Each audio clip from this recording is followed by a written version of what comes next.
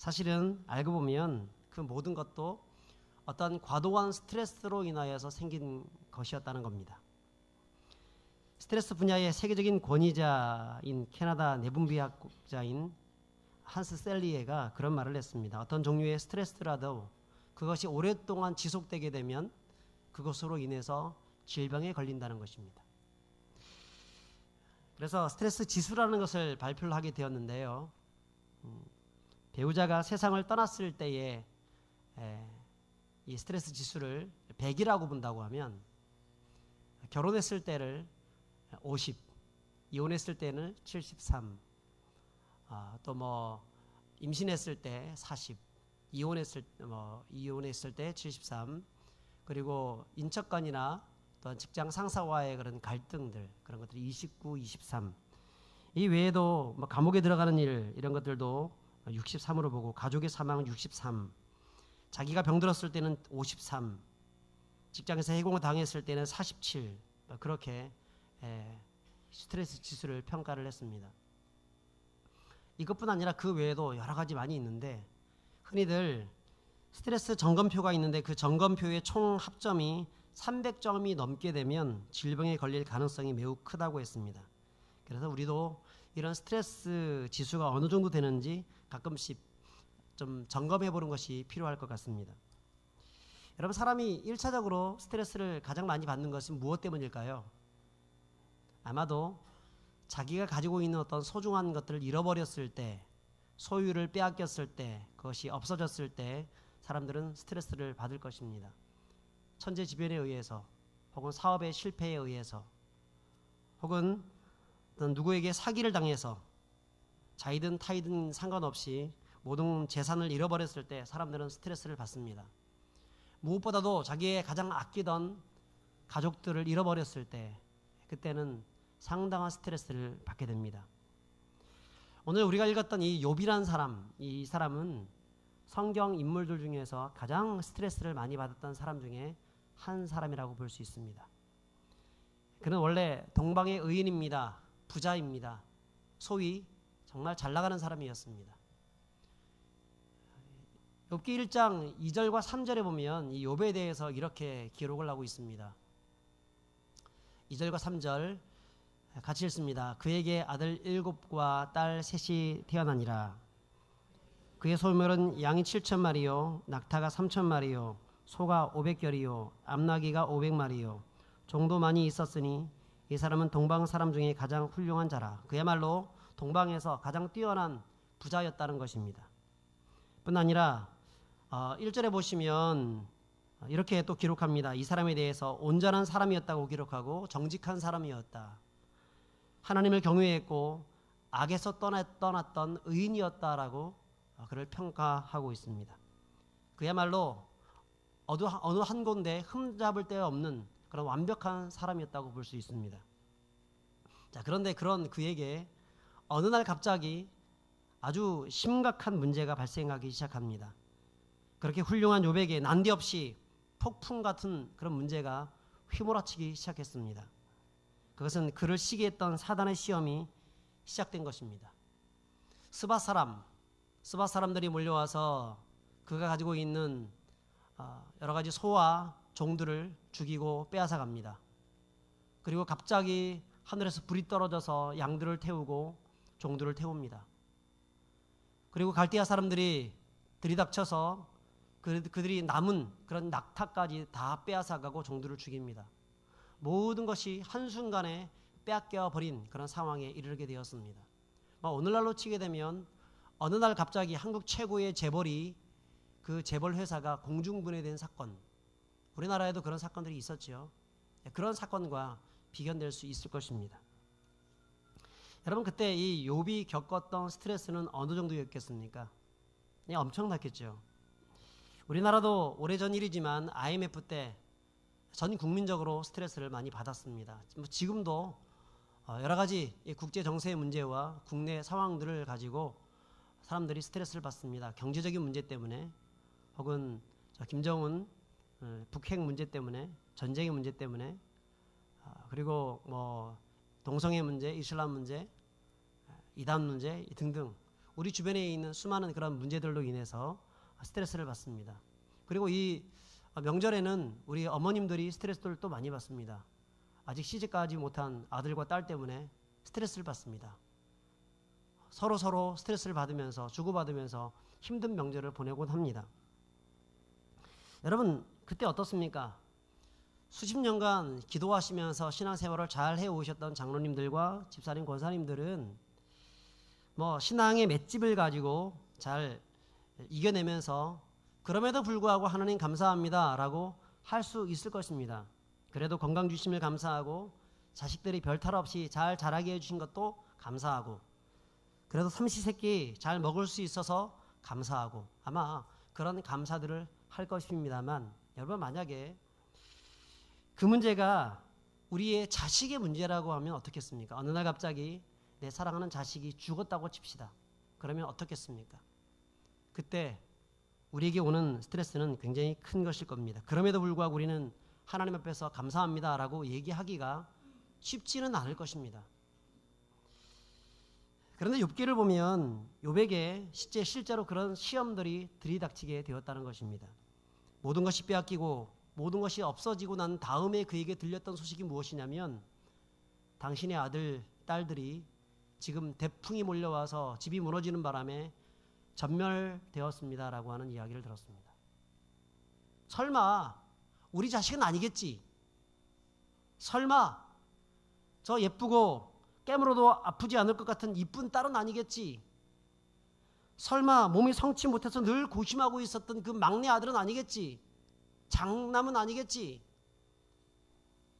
하지만 그 종들, 거기서 겨우 피했던 종들의 이야기를 들었을 때 이 욥의 마음은 얼마나 큰 고통에 시달려야 했겠습니까? 내 눈으로 직접 보지 않고는 믿지 못하겠다고 하면서 부르르 떨리는 손과 힘이 빠져버린 그 다리를 이끌고 겨우겨우 이끌고 그 현장으로 들어가서 그 죽어버린 죽음 앞에서 어쩌면 펑펑 그것을 바라보면서 펑펑 울어야 했을 것입니다. 아무리 불러도 그 자식들 이름 불러도 또 불러도 대답하지 않는데도 불구하고 계속해서 불러야 하는 그 처절함, 그러면서 그 앞에서 울다 지쳐서 나중에는 하나님께 원망했을지도 모르죠. 하나님, 이건 아니지 않습니까? 어떻게 이럴 수 있습니까? 다른 건 몰라도 내 자식들만큼은 이럴 수 있습니까? 여러분, 그 마음속에 실제로 겉으로 표현하고 외치지는 않았겠지만 그 마음속에 그런 마음들이 있었을지 모릅니다. 그런 이야기가 들려졌을 때 그는 머리를 풀어 헤치고 제 앞에 무릎 꿇고 그의 옷을 찢었다라고 말씀합니다. 여러분, 이런 상황들이 만약에 우리 인생 가운데 닥치게 된다고 하면 어떻게 하시겠어요? 어떻게 하시겠습니까? 그는 자신의 마음을 가다듬습니다. 그게 사실 이 욥의 위대함이죠. 그리고 자기 마음속에 하나님을 원망하고 싶어하는 마음들이 꿀뚝 같았을 그때에도 여전히 하나님의 무릎 꿇고 손을 들고 주신 자도 여호와시요 취하신 자도 여호와시오니 여호와의 이름이 찬송을 받으실지이다. 우리가 이렇게 할 수 있을까? 만약에 내가 욥의 입장이라고 하면 이럴 수 있을까? 정말 어렵겠다. 쉽지가 않을 것 같다. 그런 생각이 든다는 것이죠. 그리고 이 정도까지 고백을 하려고 그러면 즉시는 못하고 한 1년 정도 지나서 자식들이 생각이 어느 정도 없어지고 난 다음에 그 재산에 대한 그런 생각들이 없어지고 난 다음에 그때야 다른 좋은 일들을 하나님께서 주셨을 때 그때 하나님 감사합니다. 그리고 나중에 자식들이 죽었던 이유, 재산들이 그때 몰수당했던 그런 이유들을 깨달아 알게 되었을 때 그때 비로소 그런 뜻이 있었군요. 역시 하나님 감사합니다. 그렇게 했겠지. 이런 문제가 있었을 때 이 문제 앞에서 그럼에도 불구하고 하나님께 무릎을 꿇고 주신 이도 여호와시요 거두어 가신 이도 여호와시오니 여호와의 이름에 찬송을 받으시기에 합당하다고 이렇게 말하기가 어려울 것이라는 겁니다. 여러분, 이 정도쯤 되면 어떻습니까? 이런 믿음을 가지고 있으면 하나님이 참 기특하다 그러면서 축복을 많이 해주시겠죠. 실제로 하나님께서는 기특하다고 생각했습니다. 그에게 더 큰 복을 주시려고 했습니다. 그런데 문제는 누가 문제예요? 사탄이 문제예요. 사탄이 또 격동합니다. 그가 아직까지 건강히 남아있지 않습니까? 그의 뼈와 살을 치옵소서. 그러면 하나님을 배반하고 원망할 것입니다. 하나님은 자신이 있었습니다. 절대로 저 욥은 나를 배반하지 않을 것이다. 순전함 가지고 나를 섬기고 나를 사랑하고 있다고 그는 확신했습니다. 그래서 기꺼이 그의 목숨만큼은 거두지 말고 그에게 건강을 치라고 허락해 줍니다. 여러분, 그때부터 2차 시험이 오게 되는데 성경에는 악창이 그에게 돋았다고 말씀을 합니다. 우리 2장 7절과 8절에 보시면 제가 읽겠습니다. 사단이 이에 여호와 앞에 물러가서 욥을 쳐서 그 발바닥에서 정수리까지 악창이 나게 한지라. 욥이 제 가운데에 앉아서 기와 조각을 가져다가 몸을 긁고 있더니. 여기서 악창이란 말은 현대 의학자들은 이것이 상피성 피부암이다라고 말을 하곤 합니다. 그러니까 몸에 피부암이 발한 것입니다. 자, 그래서 그거 가지고 이 몸에 온 전신에 피부암이 발해서 기와장 가지고 긁고 긁는데 이게 진물이 나서 피 범벅이 될 정도로 그렇게 긁습니다. 얼마나 고통스러웠겠습니까? 그런 모습 보면서 더욱더 고통스러웠던 것은 그 옆에 그의 부인이 뭐라고 하죠? 그의 부인이 그렇게 있지 말고 하나님을 욕하고 죽어라 이렇게 합니다. 아니, 말을 해도 어떻게 이렇게 말을 할 수 있습니까? 그래도 결혼할 때 검은 머리 팥불이 되어서 슬플 때나 기쁠 때나 어려울 때나 고통받을 때나 같이 있겠다고 했던 그런 사람이었는데 어떻게 남편이 그렇게 고통당하고 있는데 옆에서 위로가 되어지고 도와주지를 못할 망정 하나님을 욕하고 죽어라 이렇게 말을 할 수 있겠습니까? 야, 진짜 이런 마누라 안 얻은 게 얼마나 감사한지. 자, 그런데 충분히 이해가 됩니다. 왜 그러냐면 욥만 그렇게 어려움을 당했던 것이 아니죠. 지금 욥의 아내 역시 똑같은 어려움을 당한 것입니다. 욥의 아내도 자기의 가지고 있었던 전 재산이 한꺼번에 날아간 겁니다. 자기의 10아들 한꺼번에 죽임을 당한 것입니다. 이런 상황 가운데서 또 자기 남편이 저렇게 몸에 악창이 들어서 기와장으로 긁고 있는데 하나님에 대해서 어떤 마음을 가지고 있었겠습니까? 하나님이 너무 미운 겁니다. 원망하는 겁니다. 어떻게 하나님이 살아계시다고 하면 우리가 하나님께 잘못한 게 무엇인데 하나님이 이럴 수 있단 말인가? 이런 생각이 들지 않았겠습니까? 그리고 하나님을 원망하다가 그럼에도 불구하고 하나님께 원망하지 않고 저렇게 바보같이 멍청하게도 저렇게 앉아있는 그 남편을 향하여서 하나님 앞에서 원망하는 그 원망을 남편을 향해서 원망하고 있는 겁니다. 하나님을 욕하고 죽어라. 그렇게 하고 있는 것입니다. 저는 이 말씀을 묵상하다가 참 이 사람의 아내의 어떤 마음이 이해가 되면서 어쩌면 아내의 모습이 나의 모습은 아닌가 하는 생각들을 좀 해보게 되었습니다. 여러분, 그렇지 않습니까? 우리가 욥처럼 이런 삶을 살면 너무나 좋겠지만 사실 현실이 그렇지 않지 않습니까? 너무나 어렵습니다. 모든 것을 한꺼번에 뺏겨져 버린다고 하면 그때 하나님을 원망하지 않겠습니까? 어떻게 하나님이 살아계시다고 하면 내가 그렇게 기도했는데 하나님이 응답도 안 해주시고 이렇게 어려움을 또 주고, 더군다나 여러분, 욥은 모든 재산을 다 빼앗기고 없어지고 난 다음에 하나님께 어떻게 했습니까? 주신 자도 여호와시요 거두어 가신 자도 여호와시오니 여호와 이름이 찬송을 받으시기 합당하다고 그렇게 말을 했는데, 그러면 이 정도 믿음쯤 되면은 하나님이 복을 주셔야 되는 것이 아니겠습니까? 자, 그런데 그렇게 하지 않고 오히려 더 큰 어려움과 곤란을 겪게 하니 내가 욥의 아내라고 하면 저 역시도 그렇게 할지도 모르겠다, 그런 생각이 들더란 말이죠. 여러분, 우리는 어떻습니까? 우리는 욥같이 그런 믿음을 가지고 있습니까? 아니면 욥의 아내와 같은 믿음을 가지고 있습니까? 정말 우리는 이런 말씀 앞에서 우리 자신을 좀 돌아봐야 합니다. 욥의 아내는 어떤 물질적으로 보여지고 누려지고 가지고 있을 때 감사할 줄 아는 사람이었지, 그런 것이 다 뺏겨졌을 때는 감사할 줄 모르는 사람이었습니다. 하지만 욥은 그럼에도 불구하고 감사할 수 있는 사람이었습니다. 가지고 있을 때도 감사했고 하나님께 예배했고, 아무것도 없는 상황 속에서도, 모든 것을 빼앗긴 상황 속에서도 하나님을 예배할 수 있는 그런 사람이었다는 것입니다. 저 여러분들은 바로 이 욥과 같은 그런 믿음의 백성들 될 수 있기를 축복합니다. 자, 그런데 참 욥을 힘들게 했던 사람이 이 아내만이 아닙니다. 이번에는 세트로 나타나가지고 참 힘들게 만듭니다. 그 세 사람이 누구죠? 엘리바스, 빌닷, 소발. 이 세 사람이 나타나서 그 세 친구가 나타나서 뭔가 얘기를 쭉 해나가게 되는데, 처음에는 이 사람을 위로하는 것처럼 찾아옵니다. 이 사람들은 굉장히 욥과 절친했던 그런 관계였던 것 같습니다. 같이 동문수학을 했던 사람이었는지, 아니면 어떤 인생의 문제에 대해서, 어떤 신학적인 문제에 대해서 서로 좀 논의를 했던, 담화를 했던 그런 사람이었는지는 잘 모르겠지만, 욥이 지금 어려움을 당했다고 하는 그런 이야기를 들었을 때 세 친구는 아주 먼 곳에서부터 찾아와서 그를 처음에는 위로해 줍니다.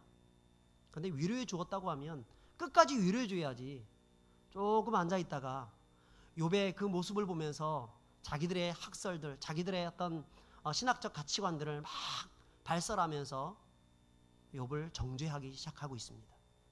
그들이 내놓았던, 그 세 명이 똑같이 내놓았던 그런 말들이 무엇이냐면 바로 인과응보의 논리를 가지고, 하나님은 죄를 미워하신다. 네가 죄를 지었기 때문에 벌을 받는 것이지. 그러므로 너는 하나님께 회개하라. 이게 바로 인과응보의 논리입니다. 이 인과응보의 논리에 따라서 네가 지금 어려움 당하고 있는 이유는 죄 때문에 그렇으니까 죄를 회개하라. 그렇게 말을 합니다. 그런데 여러분, 욥이 죄를 지은 적이 있습니까? 성경에는 그가 죄를 지었다는 말을 나온 적이 없습니다. 오히려 어려움 당할 때 오히려 하나님께 원망하지 아니하고 하나님 감사할 수 있는 사람이 욥이었습니다. 그래서 하나님께서는 이 욥을 칭찬하십니다. 의로운 사람이라고 말씀하십니다. 또한 욥은 자기 아들들이 혹시나 어떤 잔치를 베풀고 난 다음에 혹시나 죄를 범했을까 싶어서 그 아들들을 대신해서 하나님께 제사 지내면서 하나님께 예배했던 사람이 바로 이 욥이었습니다. 범사가 바로 그런 사람이 욥이었습니다. 그런데 무슨 욥이 죄를 지었겠습니까? 그런데 아무것도 모르고 이 욥에 대해서 잘 알지도 못하면서 이렇게 비판하고 평가하고 자기의 논리에 따라서 그렇게 세 친구가 욥에게 정신적인 고통을 더 많이 주고 있다는 것입니다. 여러분, 이것은 사실은 우리의 삶 가운데서 나타나는 그런 일들이겠죠. 다른 사람들을 바라볼 때에, 그 사람들을 평가를 할 때 그 사람에 대해서 잘 알지도 못하면서 우리는 그 사람을 평가하기를 좋아합니다. 자기의 생각과 자기의 가치관에 따라서 평가한다는 겁니다. 그래서 오히려 그 사람을 상처를 주고 힘들게 하고 어려움을 주는 경우가 많다는 것이죠. 오늘 우리가 읽었던 23장, 여기도 원래 22장에 엘리바스가 세 번째 질문을 던지게 되고, 그 엘리바스의 질문에 대한 답변이 23장 말씀입니다. 엘리바스가 22장에서 뭐라고 얘기하냐면, 욥에 대해서 네가 부자이면서 가난하고 병들고 갇히고 소외된 자들을 억압했기 때문에, 착취했기 때문에 이런 일이 벌어진 것이 아니냐. 그걸 회개하라. 그리고 하나님과 화목해라. 그러면 너에게 복을 주실 것이다. 이렇게 말을 했다는 거예요. 정말 말 같지 않은 소리죠. 있지도 않은 일을 지금 만들어내서 전혀 알지도 못하면서 이렇게 하고 있다는 것입니다. 겉으로 보면 그의 말이 맞는 것처럼 보이지만 이것은 결코 욥에게 맞지 않는, 가당치 않은 말이라는 것입니다. 또한 욥의 입장에서 하나님과 화목하려고 해도 그럴 수 없습니다. 하나님이 보여야 화목할 수 있죠. 욥은 하나님이 보이지 않는다고 합니다. 하나님이 느껴져야 하나님과 화목할 수 있는데, 하나님의 침묵 앞에서 그는 너무나 고통스러워하고 있습니다. 그게 8절과 9절 말씀입니다. 우리 8절과 9절 말씀 우리 같이 읽습니다. 그런데 내가 앞으로도 가고 그가 계시지 아니하고 뒤로도 가고 보이지 아니하며 그가 왼쪽에서 일하시나 내가 만날 수 없고 그가 오른쪽으로 돌이키시나 배울 수 없구나. 하나님이 보이지 않는다는 것입니다. 어느 방향으로 찾아도 우주의 가장자리 어디를 간다 하더라도 하나님을 만날 수 없다라고 그는 고백합니다. 하나님이 존재한다는 것은 우리가 머리로 알고 있지만 하나님이 정말 나와 함께 계시는가를 의심하고 있습니다. 그게 힘든 겁니다. 여러분, 우리가 진짜 힘들 때 하나님이 보이지 않을 때가 힘들잖아요. 내가 열심히 기도했는데 하나님이 응답하지 않는다고 느껴졌을 때가 힘들잖아요. 하나님의 응답이 지연되고 있을 때가 힘들잖아요. 계속해서 설상가상으로 내 앞에 문제가 더욱더 가중되어 올 때에 힘들지 않습니까? 그때 하나님 앞에서 주님이라고 그렇게 외쳐보지만 뭐 응답도 없는데, 그래서 어떤 사람은 포기하기도 하고 또 어떤 사람은 기도하다가 지쳐가지고 더 이상 아무 말 하지 못한 채 그냥 그 앞에서 어깨를 늘어뜨리고 있는 것을 보게 됩니다. 그런데 여러분, 그때 어떻게 하십니까? 하나님이 안 보인다고 느껴졌을 때, 하나님께서 내 인생 가운데에서 동행하지 않는다고 느껴졌을 때 어떻게 하십니까? 저는 그때 저만의 방법이 있습니다. 저는 그런 어떤 어려움이 될 때에 저는 저 자신에게 그렇게 외칩니다. 그래, 박태현, 네 앞에는 지금 안개가 자욱하게 끼어 있는 거야. 안개가 꼈어. 하지만 안개는 언젠가 거치게 될 거야. 안개가 거치게 되면 주님이 옆에 계신 것을 너는 보게 될 거야. 그리고 너의 인생을 어떻게 주님께서 인도해 오셨는지, 구덩이에서 너를 어떻게 건져내셨는지를 너는 분명하게 볼 날이 있게 될 거야. 저는 저 자신에게 그렇게 말을 하곤 합니다. 뿐 아니라 저는 또 한번 그렇게 외칩니다. 그래, 너는 지금 유격 훈련 중이야. 너는 지금 훈련 중이야. 너는 지금 굉장히 어려운 곳에 들어와서 화생방 훈련하고 있고 각개전투하고 있고 여러 가지 하고 있는 중이야. 하지만 이거 끝나고 나면 너는 훨씬 강한 군인이 돼 있을 거야. 걱정하지 마. 저는 그렇게 스스로 위로하면서 스스로에게 선포합니다. 그러면 이상하게도 어려움이 당하지만 힘들지만 그 모든 어려움을 넉넉하게 잘 감당해 나가는 저의 모습을 보게 된다는 것이죠. 저는 여러분들에게도 이런 방법을 좀 써보실 수 있기를 좀 촉구합니다. 그래, 내 앞에 안개가 있어. 언제가 이 안개는 거치게 될 거야. 그래, 나는 훈련 중이야. 훈련이 끝나고 나면 나는 훌륭한 사람이 되어 있을 거야. 라고 하는 그런 마음들을 가지게 된다면 우리 앞에 있는 그런 문제들을 충분히 이겨낼 수 있을 줄 믿습니다. 욥은 자신에게 닥친 이런 문제를 바로 그런 식으로 이해했습니다. 10절에 보시면 그런 유명한 고백을 하죠. 우리 같이 읽습니다.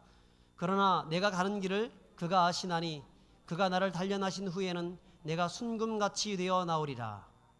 옛날에 이 성경이 굉장히 좋은 것 같아요. 오직 내가 가는 길을 오직 그가 아시나니 그가 나를 단련하신 후에는 내가 정금같이 되어 나오리라. 정금같이 되어. 하나님께서 우리 인생 가운데에서 이런 정금같이 단련시키기 위해서 고난의 풀무불을 허락해 주신다는 것입니다. 특별히 여기서 여러분, 그러나가 중요합니다. 그러나 8절 9절에서 하나님의 상황은요, 여전히 침묵의 상황입니다. 부재의 상황입니다. 하지만 10절에서 이 욥은 관점을 바꾸고 있습니다. 비록 하나님이 보이지 않지만 그럼에도 불구하고 그는 하나님의 인도하심을 신뢰하기로 그는 작정하고 있습니다. 여러분, 이것은 관점의 문제입니다. 나의 이 고통의 문제를 어떻게 바라볼 것인가의 관점의 문제입니다. 인생은 그래도 살만한 것이다 라고 생각하면 인생은 살만할 수 있습니다. 그러나 인생은 고통이라고 생각하면 그때부터 진짜 고통이 우리에게 몰려오는 겁니다. 여러분, 우리가 비록 우리의 인생을 바꿀 수는 없습니다만 인생관은 바꿀 수 있습니다. 우리가 환경은 바꿀 수 없지만 그 상황을 대하는 우리의 마음가짐만큼은 바꿀 수가 있습니다.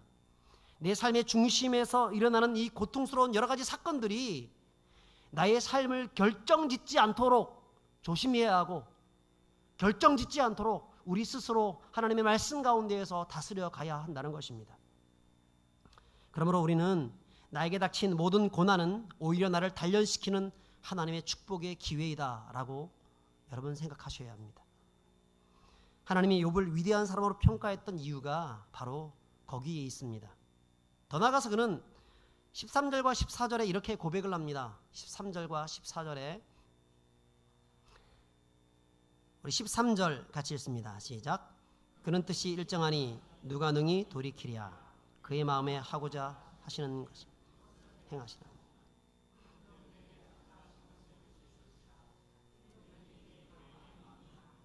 그의 뜻이 일정하니 하나님의 뜻은 불변하다는 것입니다. 일정하다는 것입니다. 변하지 않는다는 것입니다.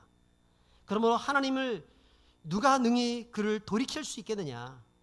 그리고 하나님의 계획은 내 인생 가운데 작정하신 계획들을 반드시 이루신다는 것입니다. 여러분, 내 삶 가운데에서 수많은 문제 없는 사람이 없습니다만 하나님은 하나님이 나를 향하신 그런 작정과 계획대로 나를 이끌어 가십니다.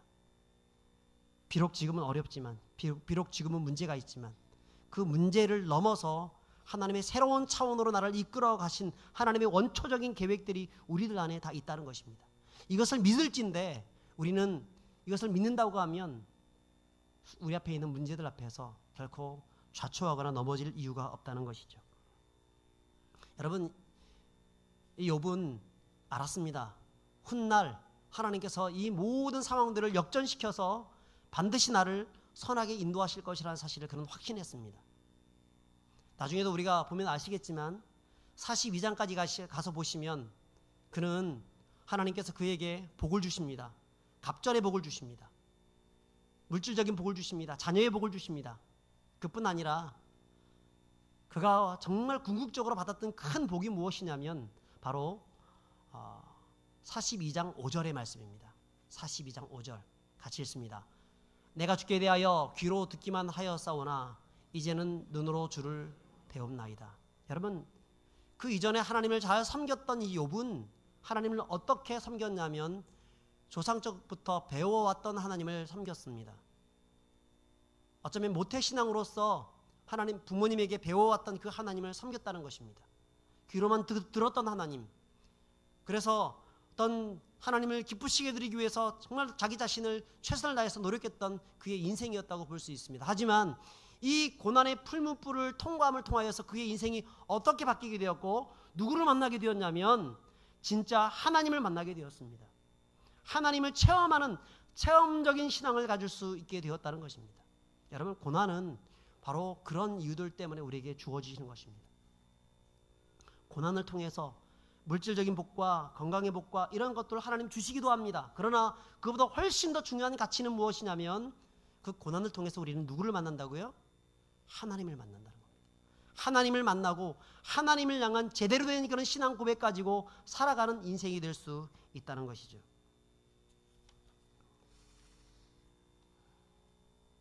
(1932년도에)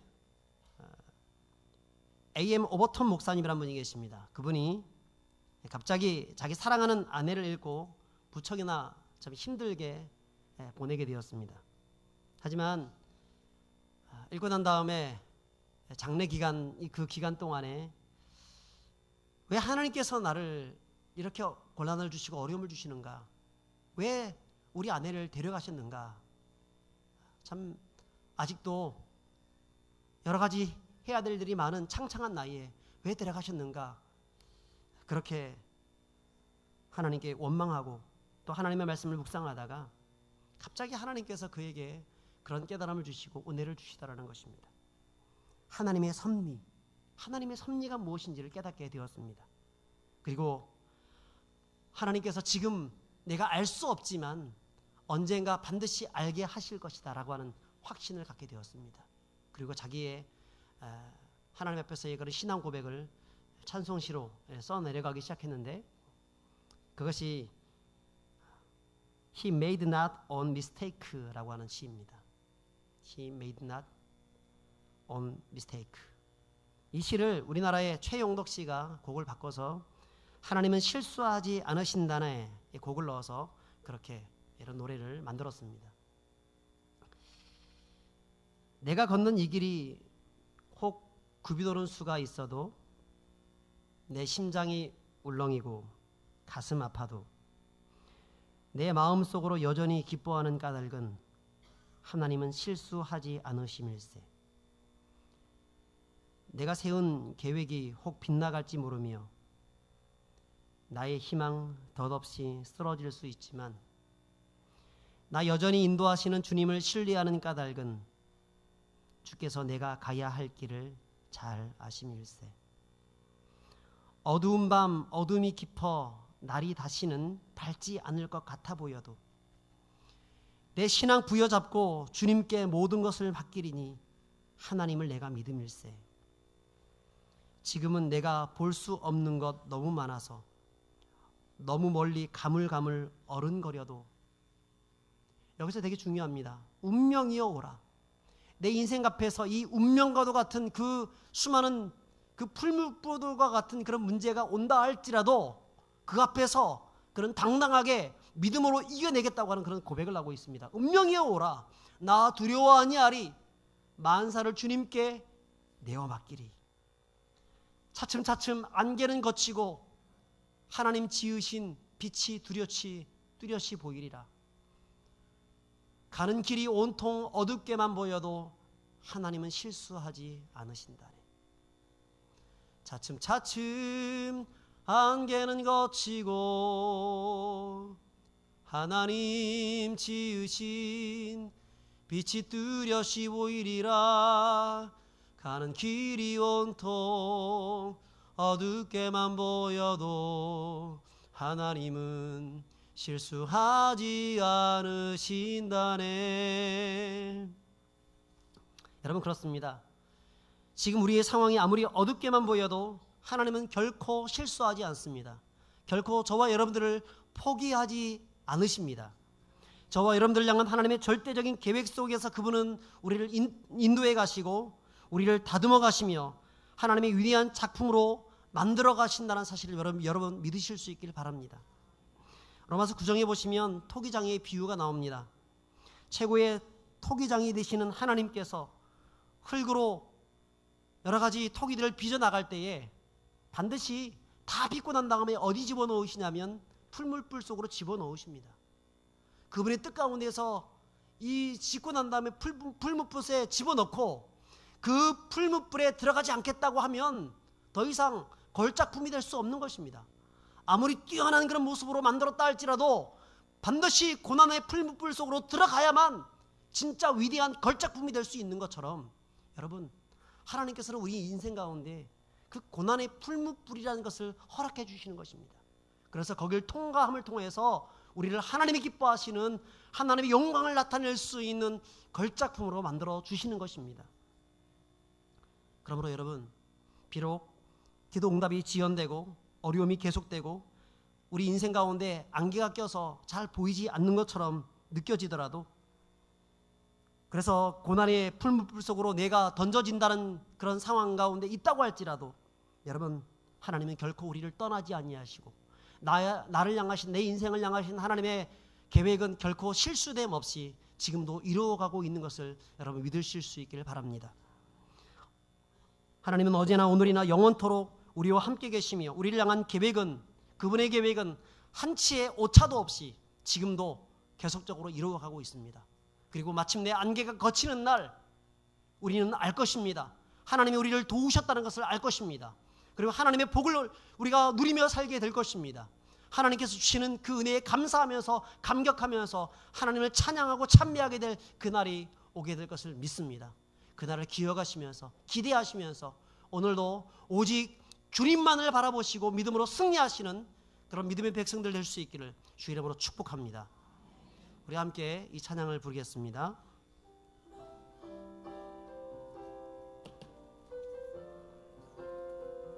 잘 모르시면 제가 먼저 한번 불러보겠습니다. 한번 따라서 해주시면 좋겠고요.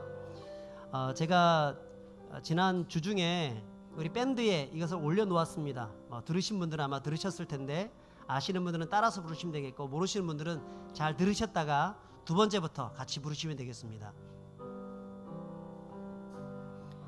내가 걷는 이 길이 굽어도는 수가 있어도 내 심장이 울렁이고 가슴 아파도 내 마음 속으로 여전히 기뻐하는 까닭은 하나님은 실수하지 않으심일세.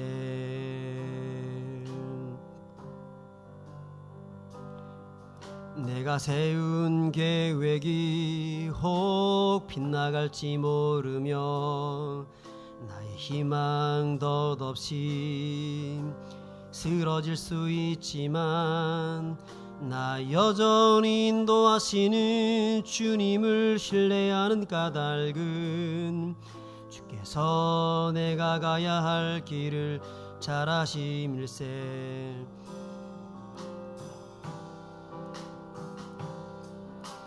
어두운 밤 어둠이 깊어 날이 다시는 밝지 않을 것 같아 보여도 내 신앙 부여잡고 주님께 모든 것 맡기리니 하나님을 내가 믿음일세. 지금은 내가 볼 수 없는 건 너무 많아서 너무 멀리 가물가물 어른거려도 운명이여 오라 나 두려워 아니하리. 만사를 주님께 내어 맡기리. 차츰차츰 안개는 거치고 하나님 지으신 빛이 뚜렷이 보이리라. 가는 길이 온통 어둡게만 보여도 하나님은 실수하지 않으신다네. 우리 처음부터 하겠습니다. 내가 걷는 이 길이 굽이 도는 수가 있어도 내 심장이 울렁이고 가슴 아파도 내 마음 속으로 여전히 기뻐하는 까닭은 하나님은 실수하지 않으심일세. 내가 세운 계획이 혹 빗나갈지 모르며 나의 희망 덧없이 쓰러질 수 있지만 나 여전히 인도하시는 주님을 신뢰하는 까닭은 주께서 내가 가야 할 길을 잘 아심일세. 어두운 밤 어둠이 깊어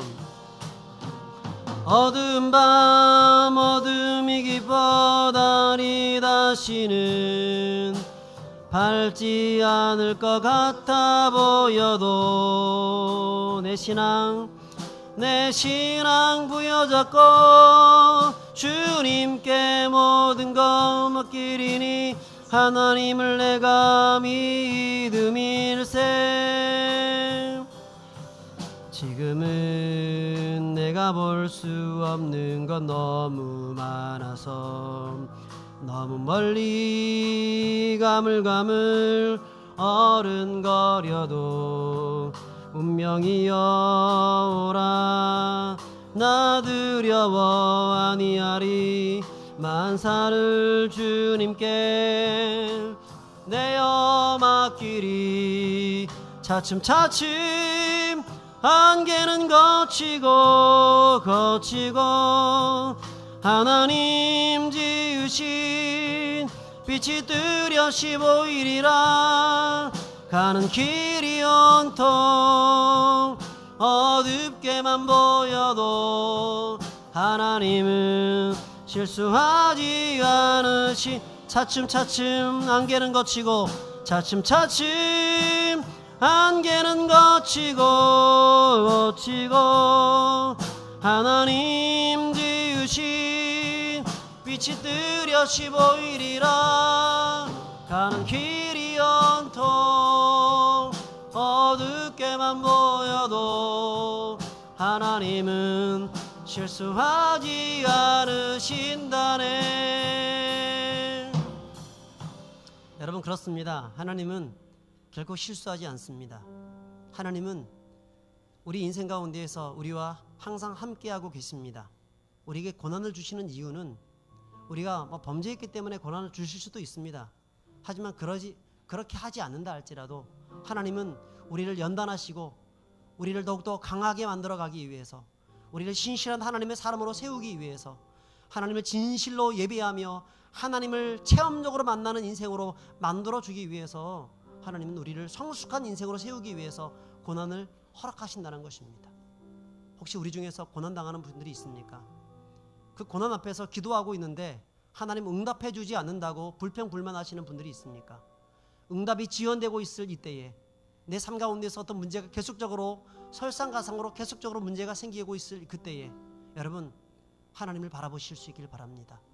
하나님은 실수하지 않습니다. 하나님은 우리를 인도해 가십니다. 오늘도 주님께서는 우리를 붙들어주고 있습니다. 우리와 동행하시는 그분 앞에 이 시간 같이 한번 기도하면 좋겠습니다. 주님을 신뢰하게 하여 주옵소서. 주님을 바라보게 하여 주옵소서. 주님을 철저히 의지하면서 살게 하여 주시고, 고난보다 훨씬 더 크신 하나님 앞에서 나의 모든 것을 맡길 수 있는 하나님의 사람 되게 하여 주옵소서. 우리 이 제목 가지고 함께 우리 주여 한번 부르고 기도합시다. 주여, 하나님 아버지, 우리의 삶 가운데에서 주님, 수많은 그런 문제들이 있습니다. 그 속에서 아버지 하나님, 우리가 좌절하고 넘어지고 낭망할 수가 있습니다. 주님, 우리 세운 모든 계획들이 빗나가며 내 삶의 희망들이 덧없이 사라지고 없어질 그때